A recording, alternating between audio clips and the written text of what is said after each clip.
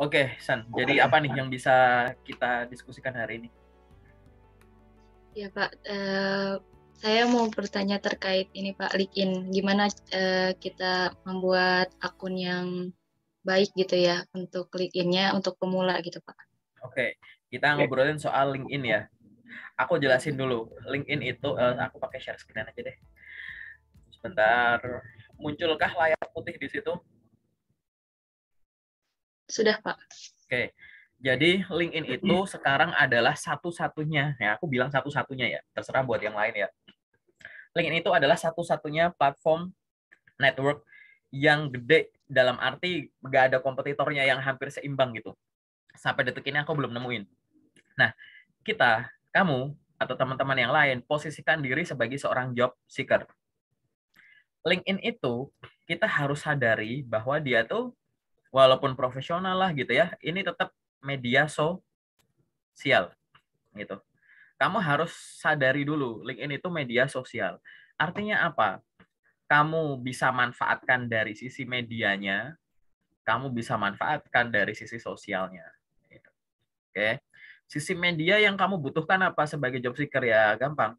Media menemukan info locker, ya kan? Media mencari info locker. Media apa yang mengirimkan lamaran gitu. Fokus ke sini dulu, oke? Kalaupun nanti ada media belajar juga bisa nggak ada media belajar, LinkedIn Learning atau lihat postingannya orang lah gitu ya, baca-baca gitu. Tapi ini dari sisi media yang fokusin kamu ke situ dulu, San, gitu ya. Ada sisi sosial. Sosialnya tuh apa? Connect ke orang baru, nambah kenalan, follow orang baru, join ke komunitas, gitu kan ya. Apalagi yang hubungannya sama sosial di sini, ikut kalau ada yang bikin postingan, kamu komentar, gitu ya. Ada yang bikin polling, kamu ikut. Ada yang ulang tahun, ucapin selamat ultah. Bahkan kamu juga bisa sharing, bikin postingan, artikel, foto, video, dan lain-lain gitu. LinkedIn itu ya harusnya begini, gitu. Jadi fungsi pertama itu adalah meyakini bahwa LinkedIn itu adalah sosial media dan dioptimalkan secara seimbang dari sisi media atau sosialnya. Oke. Nah, gimana biar LinkedIn-ku tuh optimal gitu ya? Yang pertama adalah yang aku pengen bilang adalah jangan buru-buru ngelakuin sesuatu sebelum kita riset sebenarnya itu untuk apa gitu. Ya kan? Observasi misalkan kayak kita baru masuk nih di sosial media ini terus lihat apa yang aku lakuin ya. Oh, itu orang-orang dia langsung bikin postingan perkenalan diri, aku bikin postingan, jangan buru-buru. Begitu kita punya akun, explore dulu semua menu-menunya ya gitu. Paling gampang adalah apa? Lengkapi profilmu gitu. LinkedIn itu hanya butuh setelah kamu punya, lengkapi profilmu. Nggak harus jadi premium kok gitu. Semua bagian itu dibagus-bagusin ya. Banner, foto, ya highlights soal kamu, terus about me, terus sampai paling bawah di organization gitu. Interest, di bawah ada interest paling bawah. Itu silahkan dilengkapi semua. Ya, kebanyakan adalah buru-buru bikin akun secukupnya, habis itu langsung dah aku lakuin sesuatu, jangan buru-buru kayak gitu. Ibarat kamu buka toko, masa iya sih baru benerin dindingnya belum ada atapnya udah langsung kamu jualan gitu maksudku. Nah, kayak gitu. Atau belum siap, bener-bener kamunya belum siap. Jadi bikin profil dulu yang bagus, oke? Begitu kamu sudah siap nih, akun LinkedInmu udah siap, maka yang kamu lakukan adalah ini, dua hal ini, sosial dan media ini bergerak bersamaan gitu. Anggap aja nih aku bikin asumsi misalkan ini udah selesai ya, CV-mu udah selesai. Sorry, CV LinkedIn-mu udah selesai ya, gitu. Nah, ini kamu akan ada kegiatan harian tuh, gitu ya. Nah, apa ini maksudnya? Ya, katakanlah ini hari Senin, Selasa, Rabu, Kamis, Jumat, terus gitu. Oke? Ya, dari sisi sosialnya kamu ngapain? Oh, ke sono nih, ini ya. Ini sosial gitu. Ini aktivitas media gitu. Jadi aktivitas media gitu. Ya kan? Gitu. Kan tadi kita sepakat ya, ini media, ini sosial gitu ya. Berarti apa yang harus kamu lakukan tiap hari? Bikin checklist gitu. Connect ke orang baru gitu ya. Follow orang baru, join ke komunitas, bikin postingan, komen postingan orang, mengucapkan selamat, terserah selamat macam-macam kepada setiap selebrasi yang ada. Selamat dapat kerjaan baru, selamat ini baru, selamat habis lulus, selamat ulang tahun gitu-gitu. Unsur media, cari locker lewat menu jobs yang ada di atas itu, ya kan? Terus habis itu apa? Cari loker lewat postingan HRD, gitu. Habis itu apa lagi di sini? Join ke grup loker, barangkali ada ini itu. Media apa? Belajar. Kamu sukanya apa? Kamu belajar soal sales and marketing misalkan, join ke komunitas-komunitas yang ada. Baca-baca minimal 1 artikel, gitu. Checklist inilah yang harus apa kamu lakukan terus, gitu, setiap harinya, gitu. Dulu aku punya LinkedIn pada saat pengguna LinkedIn masih dikit, orang Indonesia bisa dihitung. Dan waktu itu aku belum pernah menemukan ada postingan pakai bahasa Indonesia sama sekali. Sampai aku pikir dulu LinkedIn itu adalah platform belajar bahasa Inggris, gitu. Itu waktu aku masih jadi mahasiswa baru tahun 2010. 2010 aku udah pakai LinkedIn dan orang Indonesia dikit banget. Semua postingan itu pakai bahasa Inggris. Aku juga heran. Mulai tahun 2013, 14 orang Indonesia masuk, mulai 15-an itu loker mulai banyak banget itu peningkatannya di situ. Nah, hal-hal semacam ini yang aku lakukan. Bahkan sampai detik ini, sampai detik sekarang koneksiku udah sekian, followerku sekian, aku tetap connect ke orang kok gitu. Karena aku ada kebutuhan gitu. Kita ada kebutuhan koneksi.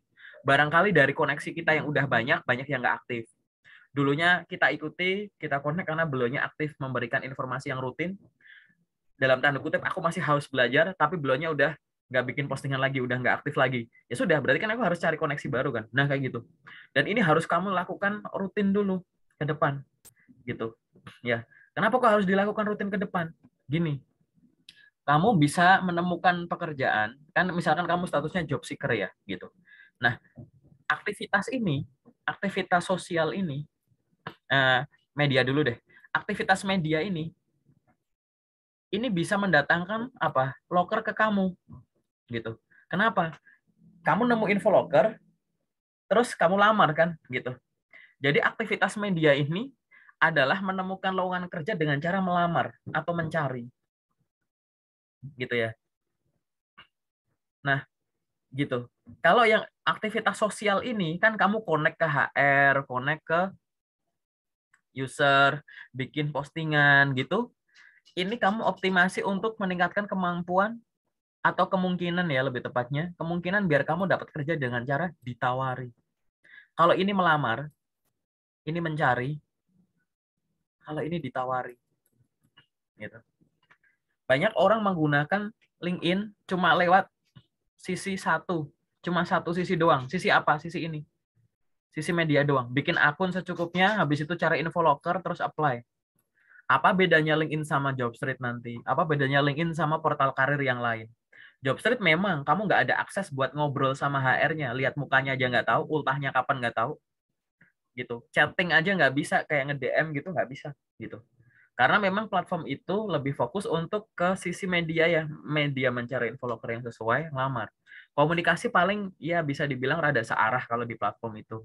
Misalkan kayak lamaran Anda dilihat, lamaran Anda sedang diproses, lamaran Anda ditolak, lamaran Anda selesai, dapat undangan gitu. Lebih searah gitu. Kamu nggak bisa nanya di situ. Toh kalau nanya juga nanti nyambungnya ke email atau ke WA gitu. Ya kan? Nah, sekarang bayangkan kamu punya akun itu, Jobstreet atau teman-temannya ya platform pencari kerja, dan kamu punya LinkedIn, ya kan? Kamu punya LinkedIn dan kamu fungsikan sama gitu. Nyari loker, lamar gitu. Berarti kamu rugi nggak? Rugi. Besar nggak? Rugi besar. Karena satu porsi ini loh, satu porsi unsur sosial nggak kamu pakai. Gitu. Akhirnya kamu seolah-olah punya dua portal karir yang difungsikan semua gitu. Ibaratnya kayak ngapain kamu punya Jobstreet dua gitu. LinkedInmu yang satu kamu fungsikan sebagai portal karir kok gitu. Gitu loh maksudnya.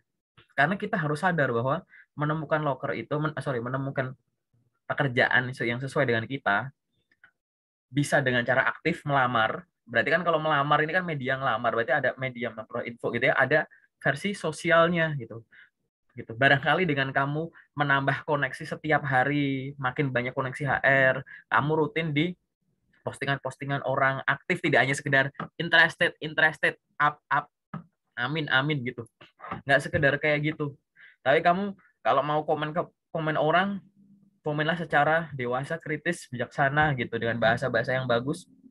Dan kamu juga bikin postingan secara rutin, nggak harus tiap hari. Kamu bisa tiap hari nggak apa-apa gitu. Yang penting rutin dulu, biar orang kenal kamu. Begitu kayak kenal, kini orang nongol terus siapa, dikunjungi profilnya. Kunjungi profilnya lengkap. Oh kita lagi butuh orang kayak kamu, di DM kamu nanti. Kita nggak tahu kerjaan yang cocok sama kita itu yang melamar atau yang ditawari. Sebagian dari teman-teman yang pernah sharing sama aku dapat dengan cara melamar, itu bagus. Sebagian juga ada yang kaku di DM nih, gini, gimana nih? Gitu-gitu, itu juga bagus. Karena kita nggak tahu, nggak ada yang pasti. Dua-duanya ini masih bisa diupayakan. Dan itu secara general ya, apa yang harus kita lakukan. Gitu. Lakukan LinkedIn sebagaimana mestinya. Sosial media, fokuskan pada unsur sosialnya, fokuskan pada unsur medianya. Gitu. Jelas ya? Ada pertanyaan nggak? Secara general gitu aja sih. Ntar yang detail-detail nanti. Jelas Pak, sangat jelas. Membuka wawasan saya Pak. Sebelumnya emang saya kayak tahu juga dari lewat webinar-webinar gitu kan tentang LinkedIn. Akhirnya ya coba-coba buat gitu kan. Aktivitas yang saya lakukan sih selama ini ya nambah ini sih kenalan gitu kan, connect-connect ke orang kayak gitu. Cuman belum belum pernah mencoba membuat postingan seperti itu Pak. Oh ya, ya itu. Bayangin aja kamu bangun toko, minimarket, ya kan? Minimarket warnanya hijau gitu, pesaingnya yang merah dan yang biru misalkan gitu. Kau bikin minimarket warnanya hijau. Terus sama sekali tuh cuma bangun, jadi dibuka aja gitu. Kamu nggak ada promo kayak apa kayak gitu, ya. Gitu. Berarti kan apa? Itu untung-untungan aja, nunggu aja yang lewat gitu, yang sadar gitu kan, gitu. Padahal masih banyak yang bisa kamu lakukan secara aktif kan, gitu. Bikin postingan itu ibaratnya kau bikin postingan, pasang spanduk di sana, pasang ini di sini, banner di sini seperti itu gitu kan. Gitu. Minimarket Santi 500 meter lagi, minimarket Santi 50 meter lagi. Ya terserah. Terserah kamu gitu kan. Nyebar brosur gitu. Ya kan? Ada yang mungkin di minimarketmu ada ATM, ya brosurnya di slip-slipin di motor, di mobil gitu ya. Nggak masalah gitu. Ya itu yang harusnya kamu lakukan, speak up-nya itu. Gitu. Nanti akhirnya kayak, kok aku ngelamar kerja kok ini yang nggak ada panggilan ya. Aku nggak ngomong diterima dulu ya. Dipanggil ke lolos ke tahap selanjutnya dulu ya. Kok nggak ada respon gitu. Ternyata semuanya kayak gitu. Dan ini berlaku tidak hanya untuk LinkedIn ya, semua platform yang ada. Semua sosial media, semua aktivitas digital, itu pasti sosial media. Bahkan pasar itu juga media sosial. Ya kan? Mall, media sosial. Jadi jangan mikir media sosial tuh yang online saja. Gitu. Namanya juga media sosial, cuman memang istilah itu muncul untuk itu. Gitu. Kalau bahasa Inggrisnya ya digital platform itu nggak bisa dilawan. Tapi kalau sosial media sosial itu bener-bener kayak alun-alun gitu, media sosial gitu, kampus media sosial, kantin media sosial gitu. Cuman maksudnya tadi yang secara online, ada yang secara nature-nya itu sejak awal lahir berdiri itu unsur sosialnya dan medianya tuh balance gitu, ya kan? Ada yang kayak portal karir tadi unsur medianya tuh lebih dominan daripada unsur sosialnya gitu, gitu, kayak gitu ya. Ada yang unsur sosialnya lebih banyak dari medianya, ada. Instagram tuh misalkan gitu. Nyari loker di Instagram ada nggak? Ada. Tapi Instagram nggak dibentuk buat nyari loker. Sehingga kalau kita nyari loker tidak pada tempatnya, filter kita harus lebih lebih detail. Facebook, Facebook nggak dibangun untuk platform pencarian kerja, ya kan? Aku ngomong media tuh aku batasin pencari kerja dulu ya, gitu, batas sikar gitu ya. Facebook itu bukan platform yang dibangun untuk nyari kerja. Tapi ada nggak loker di Facebook? Ada, gitu. Makanya kamu kalau nyari loker di Facebook, lebih hati-hati, lebih difilter. Asli enggak, valid enggak, masih berlaku enggak gitu. Filternya harus lebih teliti. Karena itu tidak dibuat untuk itu gitu. Ya kan? Jadi bener nggak kalau nyari loker lewat Instagram itu harus lebih detail risetnya daripada lewat ya portal karir atau lewat LinkedIn? Iya, karena tempat-tempat itu bukan tempat kita ya bukan tempat yang memang dibangun untuk itu, kebetulan ada itu. Sama kayak kamu ibaratnya cari inilah di minimarketmu, minimarket hijau kan suka ada tuh di apa namanya etalase di mana ya buah ya kan ada buah-buah tuh ya yang udah dikemas gitu kan, gitu. Milih buah di minimarketmu sama milih buah di pasar buah, lebih leluasa di pasar buah kan ya, gitu. Ya kan, ya enggak. Kalau kamu beli buah di situ, pilihannya terbatas, ya kan. Terus kamu harus hati-hati juga karena memang tempat ini tuh sebenarnya bukan tempat khusus jualan buah. Jadi kamu harus pilih-pilih, jangan kayak dikemasnya bagus, setelah dibuka disobek, apa nih yang busuk ada di sisi dalam, nggak kelihatan waktu dilihat gitu, misalkan gitu ya, Ya. gitu. Sama kayak gitu. Tapi kalau kamu ada di pasar buah, itu kamu nggak usah milih-milih banget itu penjualnya itu. Yang udah ditumpuk, yang udah disusun di situ tuh udah yang bagus-bagus gitu. Tinggal ibaratnya kamu lebih filternya lebih inilah, lebih gampang. Ikan juga sama gitu. Mentang-mentang kamu ikan do akuarium bagus, dipotongin gitu lebih rapi, belum tentu loh itu filternya lebih bagus. Aku ngomong kayak gitu. Gitu kan. Karena memang itu bukan tempat nyari ikan. Bukan karena bagus jeleknya, enggak, pilihannya juga gitu loh. Ingat ya, nyari loker di tempat kayak begitu tuh kenapa harus detail? Karena tidak hanya dari bener enggaknya, bagus enggaknya, tapi ada pilihannya banyak enggak gitu. Bayangin di pasar ikan, mau ikan yang segini sampai ikan yang segini lebih gede dari badan tuh mungkin ada gitu. Ya kan? Gitu. Makanya tadi nyari loker dimanapun bisa, tapi lihat dulu nature-nya dia, unsur sosial medianya gimana. Hubungannya medianya ini adalah media kamu untuk mempromosikan dirimu, nge-branding dirimu, dikenal sebagai seorang yang mampu dan kompeten dan memiliki background ya, you know lah, yang sesuai pendidikan dan pengalaman hidupmu itu secara profesional tentunya, dan dari sisi medianya gitu. Media yang kamu fokus ya media nemuin loker, media ngelamar kerja, itu aja dulu. Kalau belajar ya dimanapun kamu bisa kan, nggak harus yang di platform tersebut. Misal kamu secara literasi ada buku, nonton konten ini itu dan lain-lain gitu. Yang penting kayak tadi, oke? Semoga cukup jelas ya. Kalau nggak jelas di play ulang nanti. Ini udah aku record gitu ya. Ya, cukup jelas Bapak. Oke. Apalagi yang bisa kita diskusikan? Apalagi ya? Kalau bingung aku yang Kalau nanya gini, deh. CV-mu yang kamu oh, kirim ke aku udah pernah lolos sampai tahap apa paling jauh? oh, sebelumnya saya karena kemarin itu sekitar semester 6 itu ada tawaran beasiswa ini fast track ya Pak, S1 S2. Nah, Oh. saya coba-coba akhirnya kan. Nah, dari situ alhamdulillah lolos. Jadi IPB itu ada program namanya beasiswa sinergi. Nah, di situ ada sekitar 6 orang lah dari angkatan yang jurusan saya ya Pak ya. Nah, akhirnya sampai sekarang nih saya masih kuliah sebenarnya Pak. Jadi belum pernah lamar-lamar kerja dan baru berpikirnya itu karena sekarang tingkat akhir ya Pak di S2-nya. Dan saya sebenarnya juga masih menyusun tesis gitu ya Pak. Baru selesai penelitian kemarin dan masih menyusun tesis. Saya mulai berpikir gitu, seharusnya saya siapkan dari sekarang gitu kan Pak untuk persiapannya. Itu soalnya melihat dari teman-teman saya yang S1 yang udah lulus gitu kan lama, tapi belum dapat kerja gitu. Seperti itu, Pak. Jadi saya belum pernah daftar kemanapun, Pak. Baru membuat CV juga. Menarik ya. Ini aku jelasin dulu ya. Untuk orang yang fast track, wih keren guys Pak. Jadi intinya gini, untuk orang yang lanjut pendidikan di S2, ada beberapa, semoga ya nanti kita di sesi detail aku jelasin ya gitu. Jadi ada beberapa hal yang terkait dengan penulisan CV yang harus diperhatikan. Pertama, untuk teman-teman yang nulis CV itu sebelum dia lulus. Oke. Nah, oke. Jadi kamu belum wisuda, belum lulus, tapi kamu udah bikin CV. Satu, jangan Permisi, lupa. Pak. Saya sistemnya tapi udah lulus S1 dulu, Pak. Iya, iya oke. Ya, tapi yang Udah S1 lulus udah. S1, tapi S2-nya belum lulus kan ibaratnya gitu. Ya, itu maksudku. Untuk yang kuliahnya S2-nya belum lulus, tapi bikin CV, pastikan nomor satu, gitu ya.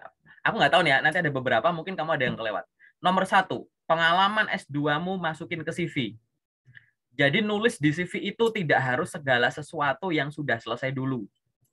Orang punya pengalaman kerja, ya kan? Mau pindah kerja nih, misalkan. Jadi aku nggak bakalan resign dulu sebelum dapat kerja misalkan. Atau aku udah tahu, aku udah ngasih one month notice. Ini adalah periodeku pengen keluar.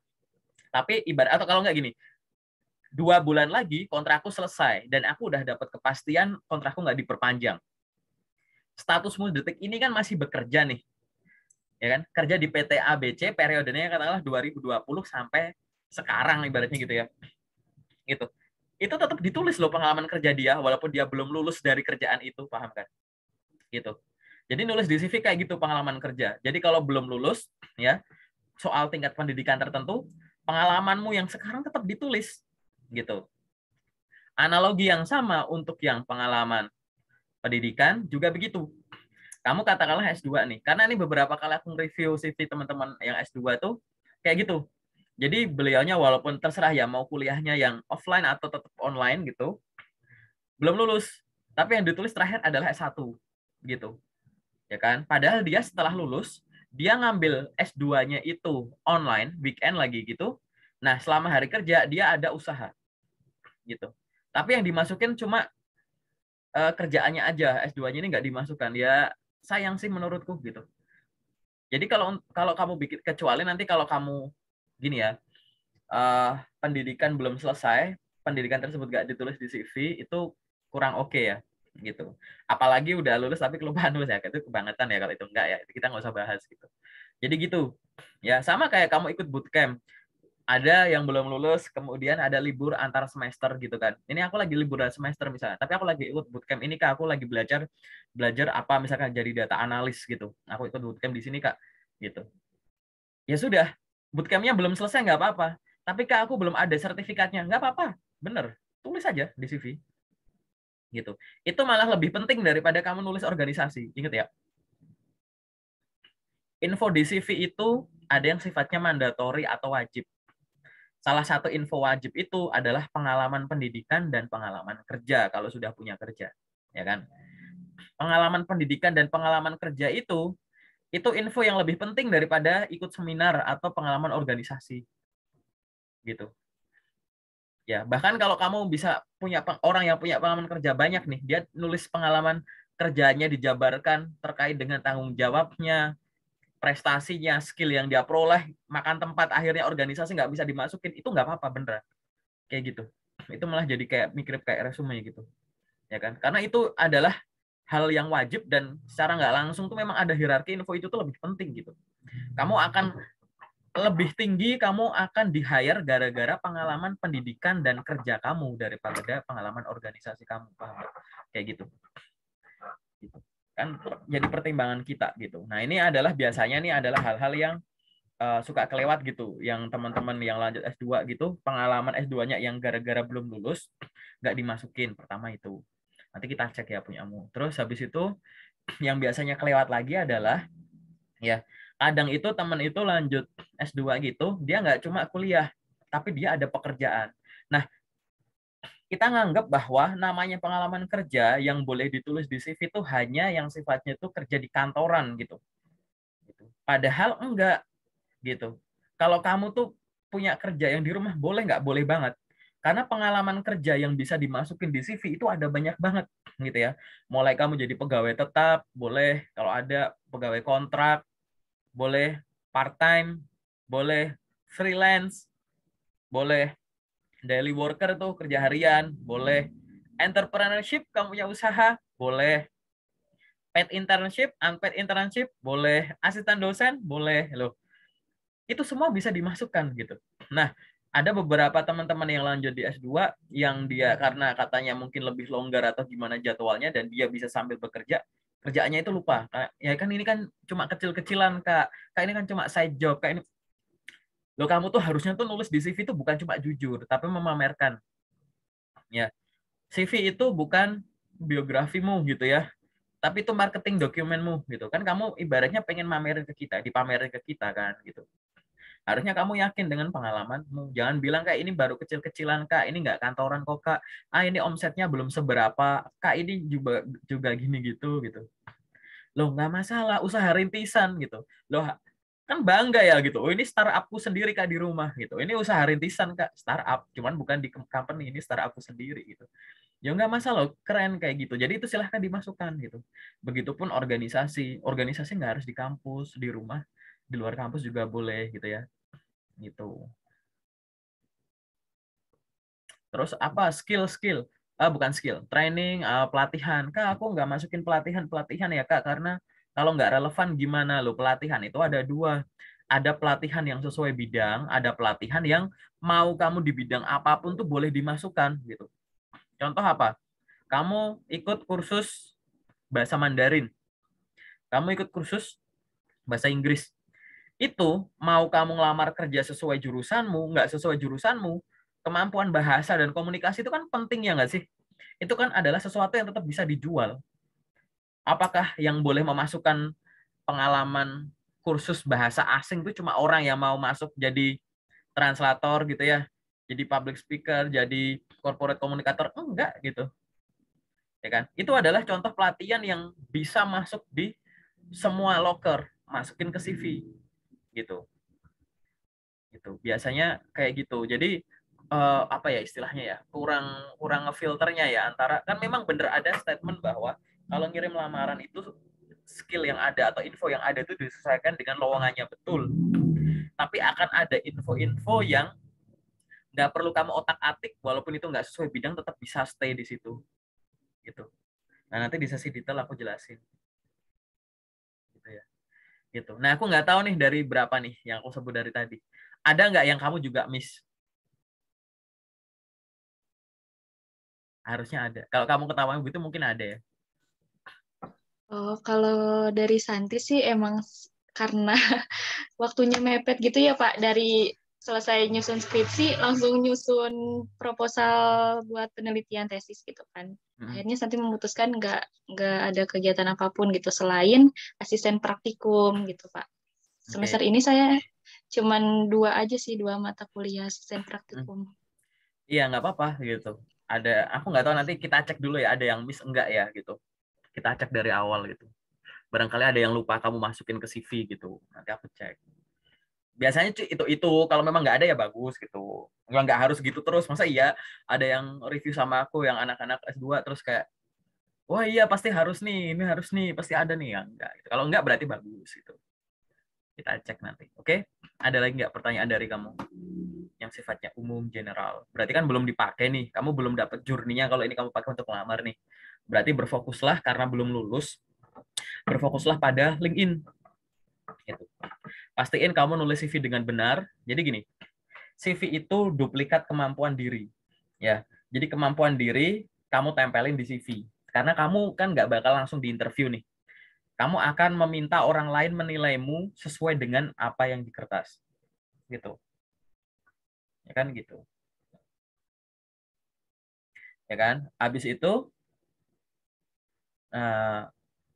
CV ini kamu duplikat ke semua platform yang tadi aku bilang sosial media. Info yang ada di CV pastikan ada di LinkedIn, ada di Jobstreet, ada di portal B, portal C, D, E, F, G gitu. Yang nggak harus semuanya gitu. Tapi minimal jangan sampai CV-mu kamu ada 5 pengalaman kerja, di LinkedIn-mu baru ditulis 2 gitu. Di CV-mu ternyata ada pengalaman asisten dosen 10 gitu. Misal di LinkedIn 3 gitu. Di CV kamu udah ada S1, S2, di CV baru S1 yang kamu tulis, S2-nya nggak diupdate gitu. LinkedIn itu boleh lebih lengkap daripada CV. Nanti di CV biasanya orang akan memasukkan URL ya atau linknya si LinkedIn itu atau sosial media yang lain gitu. Nah, itu tuh seolah-olah kamu ngomong ke kita bahwa Bapak atau Ibu apabila ya misalnya gini, ini adalah kualifikasi saya sejauh ini. Namun apabila Bapak atau Ibu membutuhkan informasi tambahan terkait dengan kualifikasi saya, Anda juga bisa cek di LinkedIn. Barangkali yang Anda cari ada di sana dan belum saya tulis secara lengkap di CV. Seolah-olah tuh kamu bilang gitu. Terus kita kunjungi tuh LinkedIn-nya. Set. Lah, LinkedIn-nya cuma kayak gini. Buat apa? Gitu. Habis itu kamu masukin Instagram di situ. Kita cek, tek, ya dikunci. Waktu kita buka, nggak ada postingan. Postingannya kata-kata mutiara, renungan pagi, siang, sore, malam gitu. Nggak ada yang salah dengan itu. Tapi itu nggak berguna gitu nulis di CV kayak begitu. Gitu. Serius. Gitu. Aku ngomong nggak berguna tuh bukan yang completely nggak ada gunanya, bukan. Gitu. Tapi bukan itu. Gitu. Esensi dari mempromosikan setiap hal yang kamu tulis di situ tuh tadi aku kalau ini marketing dokumen isinya tuh marketing statementmu gitu. Jadi kayak ini bukan bukan sekedar saya bisa ini, tapi apa bedanya kamu di antara orang-orang hebat yang lain gitu. Gitu. Kan nggak kamu bukan kandidat tunggal gitu. Ini udah nggak kita pertimbangannya udah nggak cukup soal CV-mu bagus atau enggak, tapi ini lebih ke dibandingin dengan yang lain gimana gitu. Kalau performmu bagus itu nggak cukup, tergantung rata-ratanya yang lain gitu. Nggak cuma CV ya, ke tahap-tahap sana-sana juga gitu ya. Ngerjain psikotes misalkan. Psikotes itu bukan sekedar bener atau enggak gitu, baik atau enggak gitu kan. Tapi apa? Tidak cuma kamu bisa ngerjain soalnya enggak, tapi di waktu yang terbatas itu berapa soal yang bisa kamu kerjain. Aku paham soal hitung-hitungan, tapi dalam waktu 5 menit kamu selesai 10. Teman-temanmu ada yang 16, 17, rata-rata di 16 misalkan gitu. Gitu. Jadi ibaratnya baik aja bisa aja nggak cukup gitu. Ada apa namanya? Batasan-batasan yang lain gitu. Gitu kan. Dan itu yang harus dipertimbangkan tuh sampai yang ke belakang. Gitu. Nah, nanti itu bisa sih detail aja gitu. Oke, kita ngomong yang general dulu. Ada lagi nggak satu pertanyaan terakhir? Kalau nggak ada ya udah kita masuk ke sesi detail. Sudah cukup, Pak. Udah cukup ya? Oke, kita masuk Ya, ke sesi yang detail ya, San ya.